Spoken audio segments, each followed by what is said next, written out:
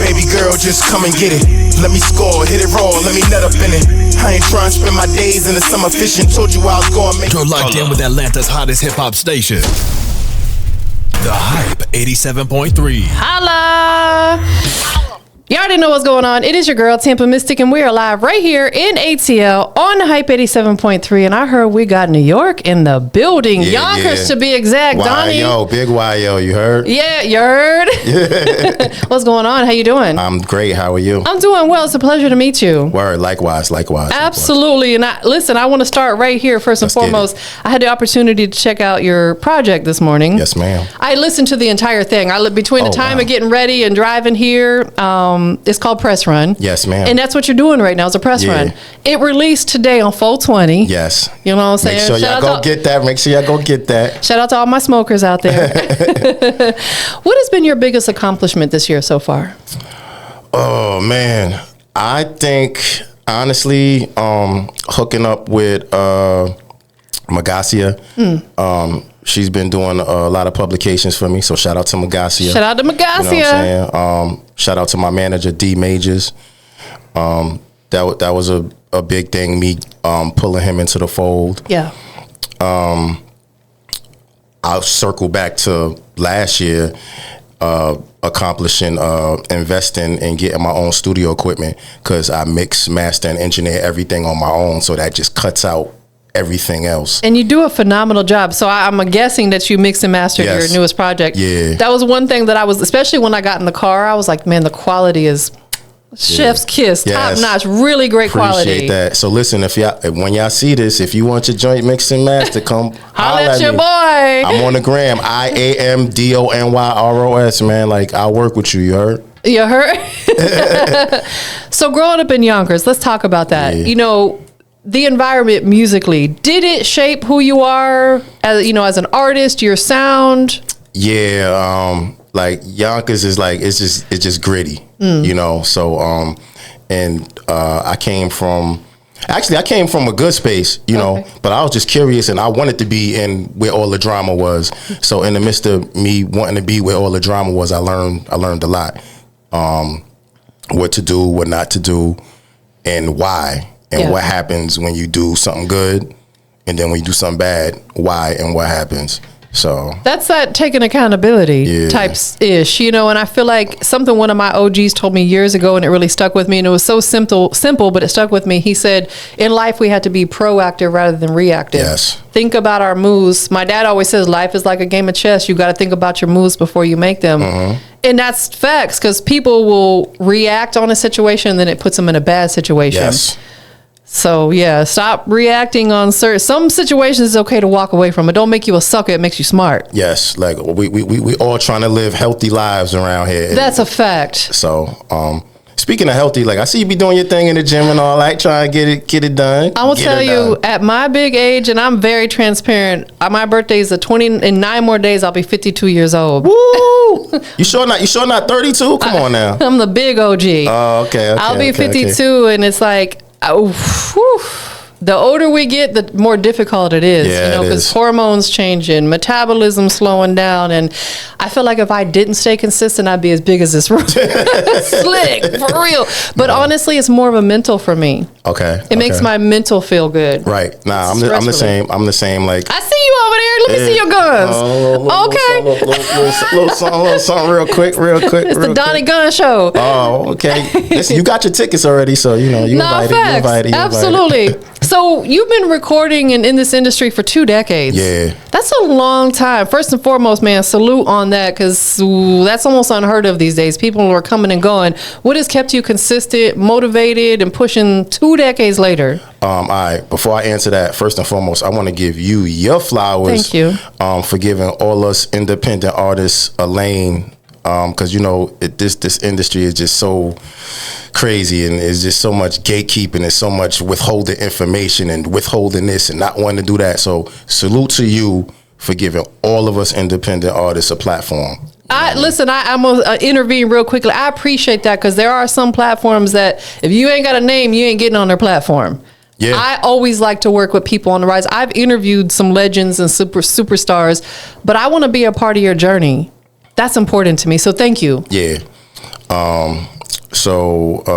Wait, what was it? 2 decades later, 20 years later, what's kept you consistent? What's kept you in it and not, walking away? Well, I did attempted to walk away a few times. I mean, I think every artist, like, at some point was like, you know what, I don't want to do this. And then, I just love hip hop so much. Like, I love the authenticity of it. Yeah. I always loved the hip hop culture way back from Yo MTV Raps with Fab Five Freddy. Yeah.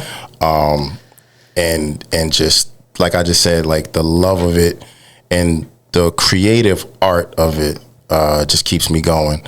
It's actually kept me out of a lot of trouble too, because I don't know where I would be like if I wasn't able to. Well, nowadays I could look at my phone and text something, like text note in my phone. Yeah. Back then, like you had to actually get a pen, pad, and write down your feelings, your emotions, your thoughts. I still do that though sometimes. Slick. Yeah, I can't. I'm so like, I mean, I don't want to say I can't. I can, but I'm so used to going in my phone now and just typing and saving. But like I said, there's I don't know where I would be without hip hop. I'm not even gonna lie. Like I probably wouldn't be sitting here. I probably would have made some more ill-advised bonehead decisions along the way.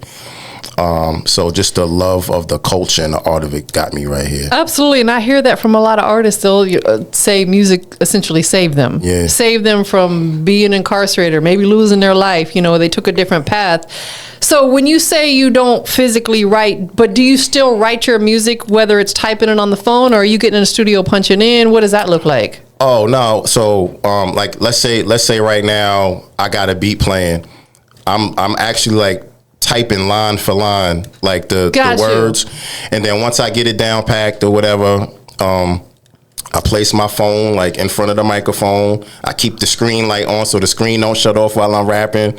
I got my keyboard to press play to record. And if I mean, nobody's ever going to see me if I mess up anyway. So no one's ever going to know. They're just going to hear the finished product like, damn, this sound good.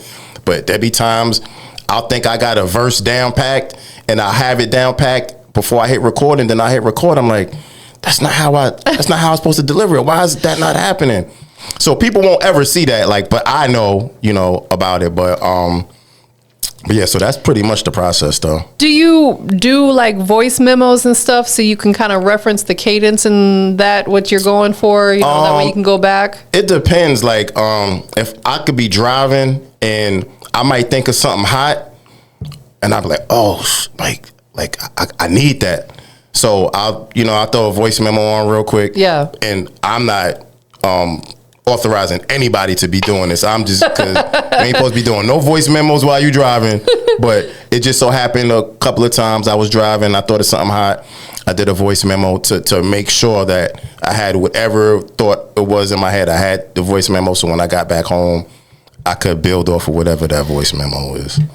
Exactly, because I feel like whatever you're feeling or hearing in that moment, 30 minutes from now, it may be gone. You'll be like, dang, what was it? Yep, because we'd be so busy and active. And so that's dope. Mm-hmm. Let's talk about Press Run, the album. Yes, let's talk about it. How long has it been in the works?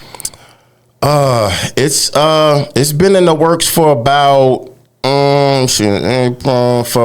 maybe like 3 months, 4 months. I actually have Press Run Volume 2 like on standby, but I was told to like pump the brakes, you know what I mean? Because I was like, wait a minute, like let's work with this. Like, all right, we understand you got all of this going on. Let's wait. So Press Run Volume 2 and 3 is already on deck. But that'll probably, I guess, I'll drop that sometime next year. Maybe I'll break it up somehow towards the end of the year because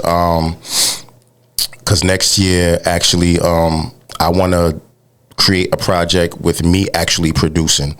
So I started making beats, so I'm doing production now. Okay. So that's my goal. Like sometime next year when I do drop the next project after these next two, everything's going to be me from production, mixing, and mastering. But Press Run has been in the works for about a couple of months. I had it. It was a couple of thoughts. Originally, it wasn't Press Run. I was going to do a follow up to Good Eats Volume 4. It was going to be called the After Feast. And then my man had made a cover for me. and I liked how the cover looked. I'm like, nah, I think the Good Eats chapter is over with. Let me see what, like, I looked at the cover. I'm like, oh, okay, press run. Like this is the theme I'm gonna go with, press run. Understood. So I was selecting the songs, and I was legitimately lining them up as if, like, I'm on the outside looking in. How would I receive this if I was just someone out the blue and I came across and I heard this in this order? So that took a little time. But once I figured it out, what song goes after what and why, the rest is history. But I want to say this. I got to say it. There was one song that didn't make the cut. And the only reason why it didn't make the cut is because prior to, I leased the beat from a producer. And when I tried to upload it, I guess somebody else already had it out. And that's what led to me actually investing in a beat machine. I got the Akai 1 Plus. So that's, you know, it was just like man, I don't ever want to go through this again. Right. And then I actually heard the song that said person did to it, and I was even more like upset. Like if it was fire, I would have been like, I can't be too mad. But the fact that it was like ice cold, I was like, damn. They beat you to the punch with the releasing it. Yeah, so all artists, like, you know what I mean? I highly suggest you invest in some sort of machinery to produce your own beats, so you don't have to go through what I went through, and you could put all your music out on your own accord, and it's your production beat-wise. I highly suggest that. Listen, I couldn't agree more, because years back, I have an artist that I was working with for a very long time, and he was from Brooklyn, in fact, and he had a great record, and we were pushing it, and then when he went to go buy it, producer's like, I already sold it to someone else. Yeah. So we had to flush the track, you know, and it's like, yeah, you can get someone to remake it, but it's just not the same. It don't hit the same. It don't hit the same. Yep. So out the gate, either lock in with a producer that you can get an exclusive with, if you can afford their price, whatever it is, or learn to do it yourself. Facts, and that's what I did. I'm learning and I'm catching on rather quickly. And one big suggestion that I could always make to producers, and you probably already know this because you've been doing it a long time, is make sure you're keeping receipts and timestamps. Yes. Because I have a producer friend of mine twice who has had beats stolen from him, and other producers try to take credit on major artist songs. Oh, wow. And he had to, both times, he won the lawsuits both times because he had the timestamps of when he created it and, you know, the receipts and everything. So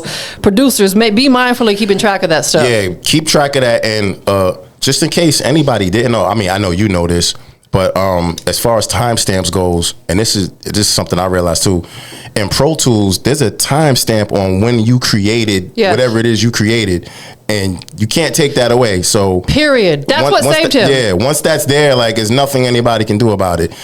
Even like as far as you know, for whatever reason, if you don't want to go the copyright route, if you're text noting your lyrics, there's a timestamp in there. Like, it can't go away. Like, the timestamp is there from the second you started writing your lyrics. It's in there. And definitely get with BMI ASCAP.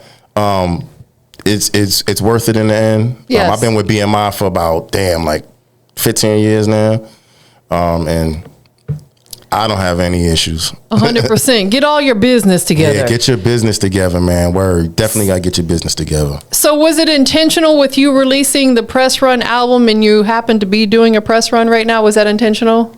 Nah, it's just turning into it. Because actually, before the press run, you know, I got the single "Come Get It," which y'all need to go get. It's on all streaming platforms. And that was doing this thing, and I kind of already had set that I wanted Press Run to come out. So I'm like, damn, like, not like thinking back now, I'm like, damn, this is a hot record. Like, I could literally milk this song. Yeah. But me, I'm hard headed, and I just want what I want. So, you know, that's the beauty of being an independent artist, though. You can release on your own accord, you know what I'm saying? 100%. So So I'm like, you know what? Like press run, it got to come out, and then I'm just gonna promote both. I'm gonna still promote the single because the single's hot, and then I'm gonna promote press run. I'm gonna ride it out. So yeah, that's pretty much. So let's talk about this new single. We're gonna listen to it in just a few minutes. It's called "Come Get It." Yeah, come and get it. What does this record mean to you? It means a lot because this is, I mean, as an artist, we all feel like every song we make is a hit. Yeah. Like it nobody can say no different.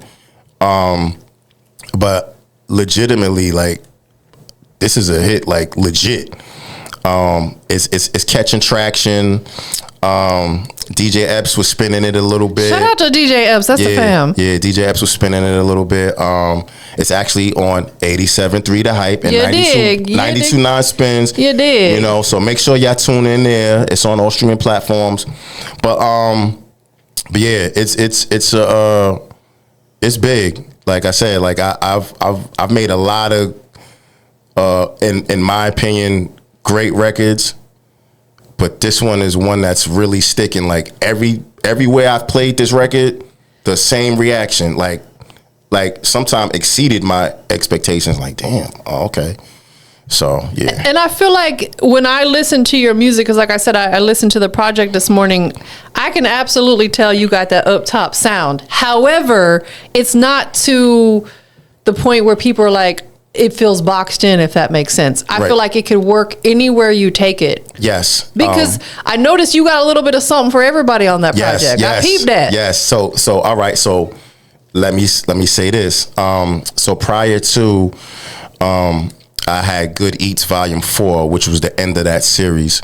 And make sure you get that. Make sure you get all the series 1 through 4. It's on all digital streaming platforms.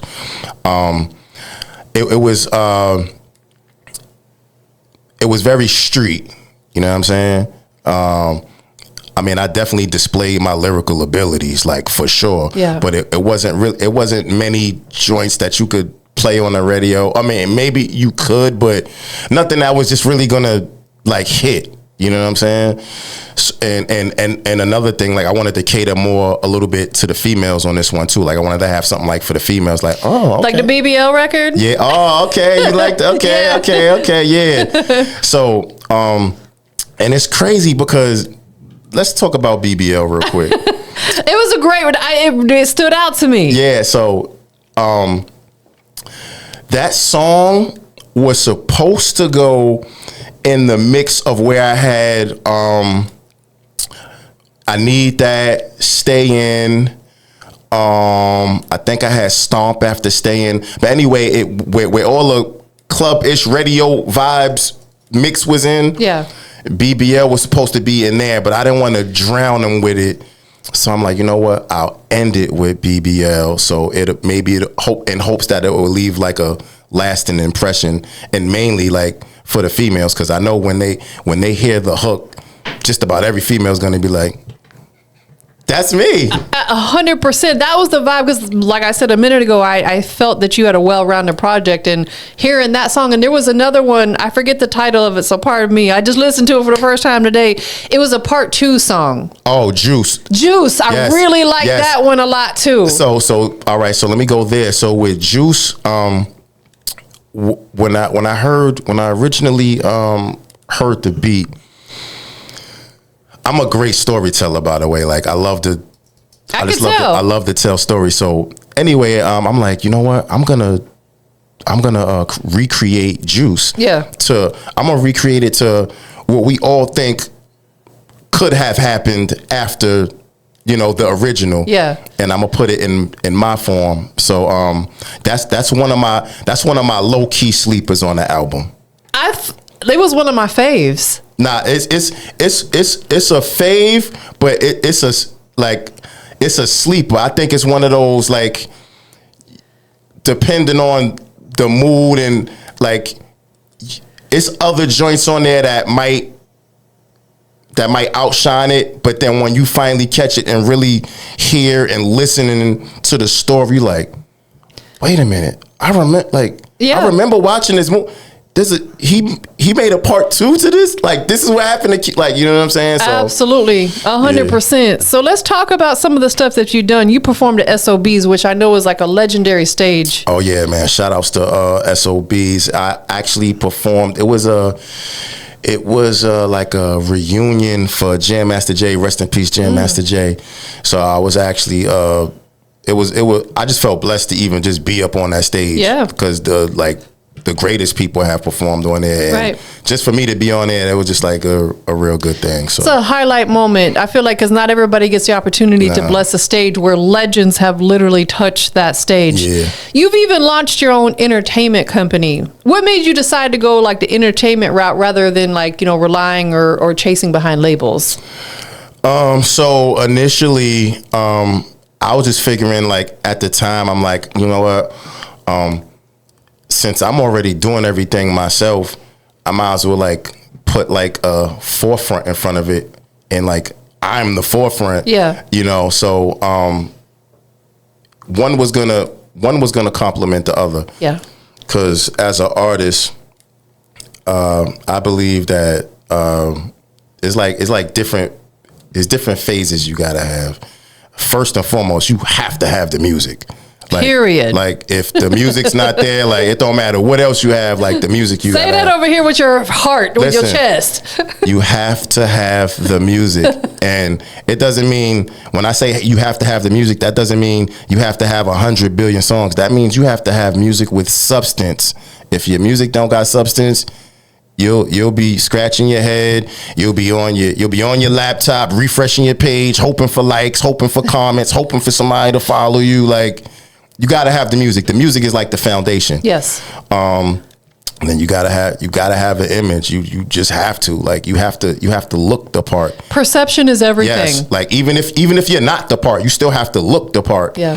Then most important, you gotta have patience. This stuff, like, we just talked about it in the opener. I've been doing this for over 2 decades, and like, I'm just now starting to really get my just due. I was patient, refused to give up, even when I wanted to quit. So it's funny because I'll ask a lot of artists what this music business taught them that life didn't, and majority of them say patience. Yes, patience is literally a virtue. It is a virtue. You definitely have to have patience. But like I said, patience and being persistent. Yeah, you have to be. Because like I said, like I'm just now getting my just due for what I've been doing for the longest time. 100%. And if people get tired of you posting all the time, those aren't your people. Yeah. Who cares? So earlier in your career, you were a part of a duo, Either Or. Yeah. What did that experience teach you about teamwork versus moving solo? Oh, man. Shout outs to my bro, Son of Sam. Yeah, we was young, running around, just we was destroying cats. I'm sorry, man. That's just what we was doing, man. Pop it. Yeah, we was running around destroying cats. I mean, I was always like a little bit older than him. And he was always nice. I grew into being nice, but when I met him, he was like one of the hottest cats in Yonkers, you know what I'm saying? So eventually, like, we ended up chilling. We ended up teaming up. We had our little stint, but then we just grew apart. Like, it was just time, you know what I mean? It wasn't nothing bad or anything like that. It was just like, okay, you doing your thing, I'm doing my thing, and we still got love for each other, you know what I'm saying? But we had a good run though. We had a damn good run. Absolutely. And listen, I feel like in life, we all go through that. There are people that I thought I was going to be tight with them forever. And we're still cool. We're cordial, but we don't hang like we used to. Yeah, it's all love. Yeah. Because people got their own life, like you said. Facts. So you've worked and been around with some big names, Cassidy, Cameron, the list goes on. What's one big thing that you would say you learned from being in the proximity of these really legendary artists? Well, the main thing I learned, let me get this out the way. I opened up for these artists. I was actually around Cassidy, like physically around Cassidy. Yeah. So, I mean, honestly, I ain't really learned much. Like, I was just happy to be like around at the time. So I was just more like basking in that. Yeah. But as far as like opening up or being on stage knowing that the crowd really don't care if you're there. They're really there to see the main act. Yeah. I learned that it's for one, it's not a game. Yeah. Like the crowd is definitely like the crowd. The crowd be crowding. Yeah, the crowd definitely be crowding. But it also it gave me, like, I guess you could say, like, again, patience and preparation for what could come later on. So absolutely, I feel like that's one of the biggest takeaways. If an artist is opening up for a major act, you should study how do they interact with the crowd, how do things flow, but that way when it's your turn, because it will be sooner than later, you will know how to move accordingly. So look, I got a quick story. So I was opening up for Cam, right? It was my turn to get on stage. Right before I got on stage, my belt popped. So I'm like, nah, this can't be happening right now, man. So my belt popped. So now, mind you, my belt popped. I had my hype man, and then I had someone like lingering around to come on stage when I performed a certain song. So the song, like, I'm starting my set. I'm rapping. I'm trying to move around, but I got my hand on my pants because I'm not, that's the last thing I want to do with my pants while I'm performing. All the way to your ankles. So my hype man got a better mic than me, so I'm screaming into the mic, like damn near burning my lungs, while my hype man, everything's coming clear. So, and then, like, to top that off, like, so I'm fighting all of that. I did a freestyle to the freeway joint, even though what we do is wrong. So I'm performing it. I can hear somebody say, "You ain't no damn freeway." So I'm like, I'm battling through hecklers. My pants damn near falling down. I don't got a good mic. Like, I'm fighting through all of that. You're fighting for your life at this moment. Listen, I'm fighting for my life. But I didn't stop. Like, I went through my set, and like everybody was just like literally like looking at me. So when I got off the stage, I went to the bar. Like 5 people came up to me and was like, "Yo, that was fire." I was like, "Word? Based off the react, could have fooled me. Could have fooled me." But yeah, so that was a crazy performance experience. That is hilarious. Yeah, that was a crazy performance. That's the power of pushing through, because at the end of the day, people can't help but respect that. Yeah. You could have been one of them, like, put your head down, tucked your tail, and walked off stage, but you're like, man, F that, I'm gonna push through this. Yeah, look, I was moving. I couldn't even move the way I wanted. I was like a robot. None of your homies had a belt that you could have borrowed. Yeah, it was. I mean, I could laugh about it now. I definitely wasn't laughing when in the moment. Yeah, you're probably super stressed out, sweating bullets. Like, dang. Yeah, it was rough. It was a rough 7 minutes, man. It was a rough 7 minutes. We can laugh about it now, though. I'm envisioning it in my head. That's hilarious. Listen, when you envisioned it was that times 10. Yeah, for sure. So I want to take it on a personal side for a minute, because you've been through some real personal losses early on. You lost both parents. Yes. That's undescribable. I've lost my mom and my sister, so I understand how difficult it is to lose people that are that close to you, especially your parents. That's who raised you. Yeah. How did that shape your hunger, your messages, your grind that you get out here and do now? Because I'm pretty sure that you are still wanting to make them proud. Yeah, I mean, it's still rough. I mean, it happened a while ago, but it still doesn't change anything. No, it gets easier, but it doesn't go away. Yeah. It never goes away. Yeah.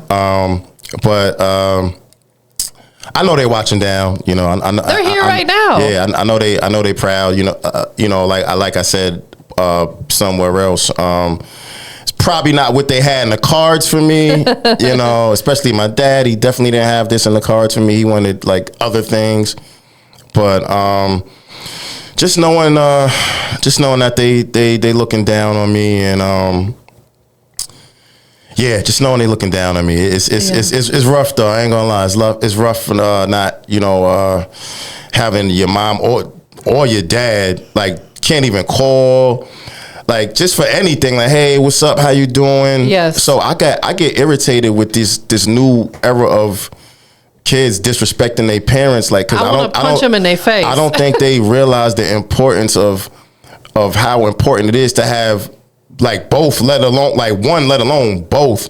Like when they in, and this is a reality, like when they in that casket one way or another, like all the screaming and crying, like they can't hear you. Listen, you know what I'm saying? Like, so you could scream and cry and throw yourself on the floor and do all of that. They cannot hear you. So everyone out there that still has their parents, whether you're young or old, please just give them their flowers, show them all the love you can, because when they go on, they go on.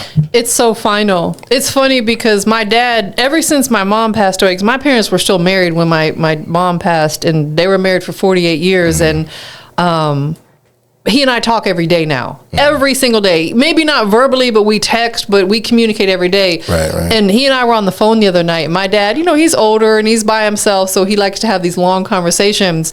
And I found myself getting slightly agitated because I had things to do. But then I stopped in that very moment, and God said to me, you better stop, because one day you ain't going to be able to have them conversations with him. Facts. I can't do that with my mom or my sister anymore. And God checked me in that very moment. Yeah. Like, boom, you better snap out of it. That's your dad. That's your best friend right there. So, man, how old were you when they passed? I was young. I was like, I think I was like 17. Yeah, 17. I was well, so my mom's passed in 98. Okay. So my dad passed in like 2009. So my mom's each one hit different. Of course. My mom's hit different because of the situation I was in at the time. I was locked up. I had to find out in jail that my mom passed. My brothers and sisters crying and screaming over the phone like, oh, we need you here. In my head, I know damn well there's no way I can be there. Yeah. So that hit hard. I mean, honestly though, like, they actually let me out to go to my mom's funeral. I couldn't believe, like, they let me out to go. Thank God. Yeah, and I actually stayed out for a couple of more weeks, and then when I went back to court, they brought me back.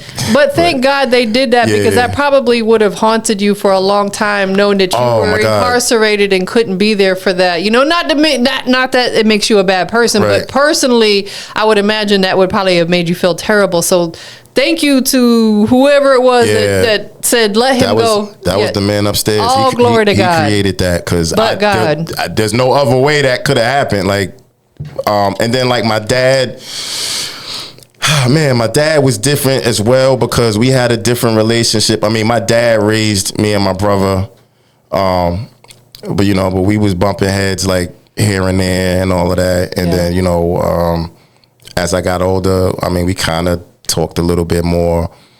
But the way he went wasn't the greatest.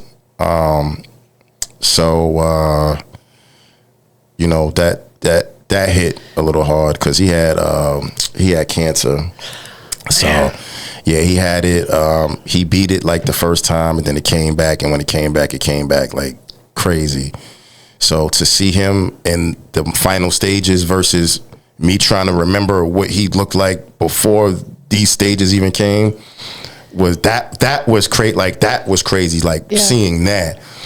Because you're literally watching the deteriorate. Listen, man, I don't wish that on nobody. So what happened to my sister? She passed of cancer, and I just watched her from being my big sister, strong, to like she couldn't even walk. And it's just, it makes me emotional thinking about it. Yeah, like I was trying to hug him, but like I felt like I was gonna break his bones. Yeah. Like it was literally that bad. Man, I'm so sorry you had to go through that, man. Yeah, I mean, it's so. I don't feel like we should.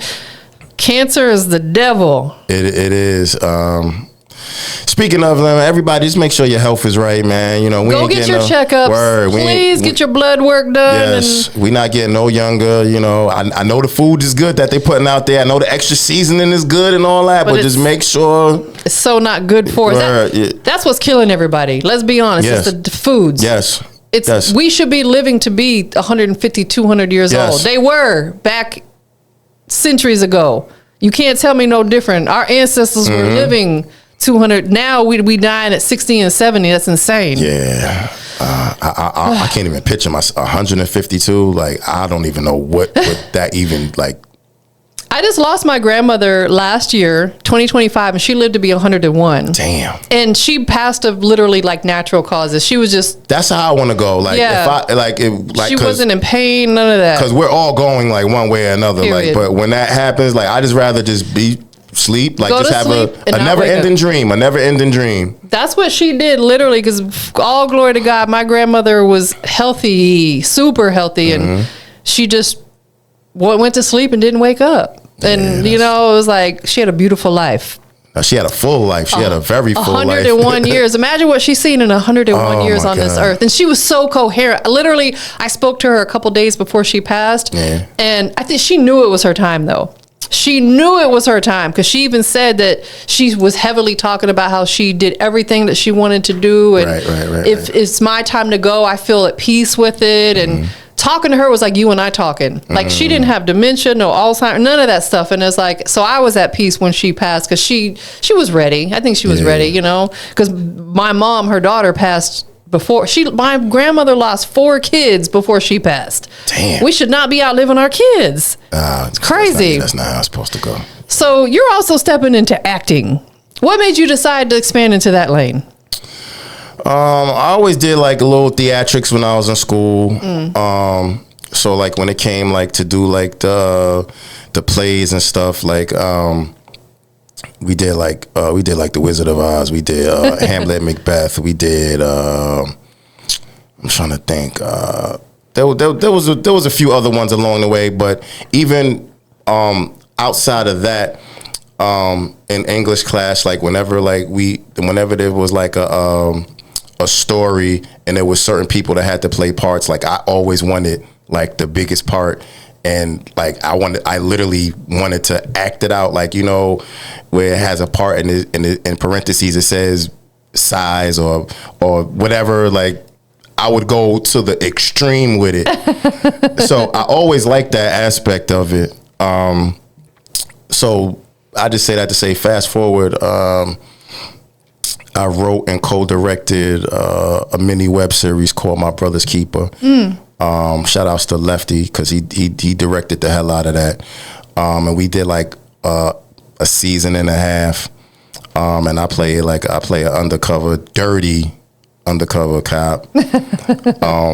That's chasing someone that's never gonna be found. I say that.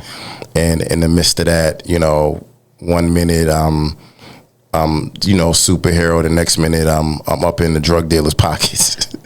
So, but I actually liked it, because I actually I got to write for several people, and to see them actually perform it and see it actually come into fruition, like on the screen, from what I was able to write, and then see them do it, and then see the growth as the episodes went on, was dope. That's amazing. I love it. I love that you're venturing out, doing other things, because I feel like that's super important, that we can't just do one thing. Nah, you gotta have a lot of hats. Absolutely. You gotta have a lot of hats. So we're gonna check out this record called Come Get It. Oh yeah, let's do it. Let's check it out. Before we get into it, anybody that wants to follow your journey, where can they keep up with you? Oh yeah, follow me. Where you want me to look at? You want me to look at? Oh yeah, follow me at I am Donyros. That's IAMDONYROS. I'm on IG. You can follow me right now. If you're watching this, follow me now. Get off your desktop, stop refreshing your page, looking for likes and comments. Follow me first, and then from there, we take it from there. But it's a lot of goodies on my gram, so get with me. Hey, get on board or get left behind. Facts. Who do you want to give thanks to that's been loving you and supporting you through your journey? I want to give thanks to my lady, you know what I'm saying? I ain't gonna lie, like, she been holding you down. Yeah, putting up with my nonsense here. She and putting there. up with you. Yeah, she been putting up with my nonsense. Us ladies be putting up, but the men be putting up too, though. I ain't gonna hold you. Yeah, she been putting up. You know what I mean? And I mean, honestly, like, not too many thanks to give because ain't nobody been really showing love like that. You know who you got with you today? Huh? Who you got with you today? Oh, that's my brother. That's my brother. Like that's the bro. You know, it's like one of those what's understood doesn't have to be explained situations. Like I get it. That's my brother, man. Understood. Like my brother ain't going nowhere, man. Word. Shout outs to my bro though. Most Y'all definitely. can't see him, but he here. Yeah, he behind the scenes right now. Behind the scenes, word. Well, listen, I want to thank you for being here today. I love the energy. Thank you for sharing your story, telling your journey. Definitely gonna, be on the lookout for what this album's got popping. You know what I'm saying? Make sure you guys go check it out. But let's go ahead and check out the song if you can introduce it for us. Yeah, check it out. Come get it. You heard? Come get it. You dig. Y'all stay tuned for it. Come and see what all the hype is about. Tune in to The Hype 87.3. Oh yeah, D Majors, we got one, man. Baby girl, just come and get it. Let me score, hit it raw, let me nut up in it. I ain't trying to spend my days in the summer fishing. Told you I'll